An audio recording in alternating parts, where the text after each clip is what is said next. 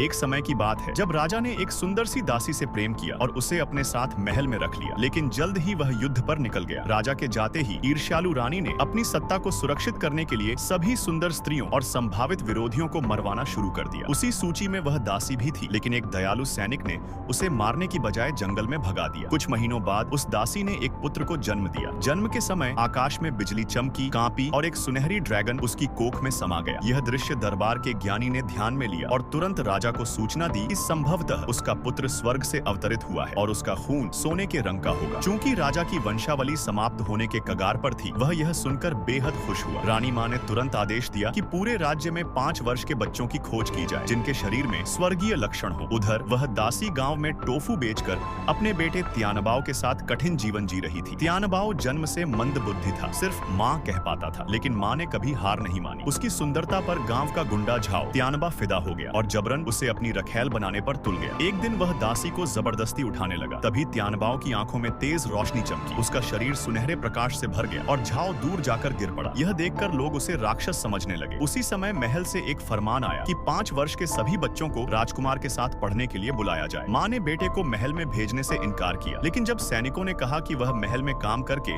अपने बेटे के पास रह सकती है, तो वह मान गई, यह सोचकर कि कम से कम बेटा आंखों के सामने रहेगा। महल में त्यानबाओ को बाकी बच्चों ने तंग करना शुरू कर दिया। एक दिन राजकुमार ने उसे जमीन पर घोड़ा बनाकर सवारी करने को कहा। जब त्यानबाओ ने इनकार किया तो राजकुमार ने उसकी माँ को बुलवाकर सबके सामने पिटवाया। माँ को तड़पता देख त्यानबाओ टूट गया और खुद ही जमीन पर झुक गया। यह दृश्य रानी माँ ने देखा और उसके भीतर गहरी पीड़ा उठी। उसे त्यानबाओ की शक्ल देखकर राजा के बचपन की याद आ गई और उसे यकीन हो गया कि यही उसका असली पोता है। तभी रानी आ गई और अपने बेटे राजकुमार का पक्ष लेने लगी। उसने कहा कि अगर राजकुमार ने किसी दासी पर दोष लगाया है तो वो सच होगा। रानी माँ शांत रही, क्योंकि वह जानती थी कि राजकुमार इकलौता वारिस नहीं है। रानी ने भावनात्मक खेल खेला। राजकुमार ने सामने आंसू बहाए और रानी ने आदेश दे दिया कि उस दासी और उसके बेटे को मार दिया जाए। सैनिकों ने हमला किया। दासी ने बेटे को बचाने के लिए खुद को ढाल बनाया, लेकिन तभी त्यानबाओ की शक्ति फिर से जागी और एक सुनहरी ऊर्जा ने सबको गिरा दिया। उसी वक्त राजा महल में दाखिल हुआ और उसने देखा कि वही स्वर्गीय शक्ति यहाँ प्रकट हो रही है जिसकी उसे वर्षों से तलाश थी। वह समझ गया कि उसका बेटा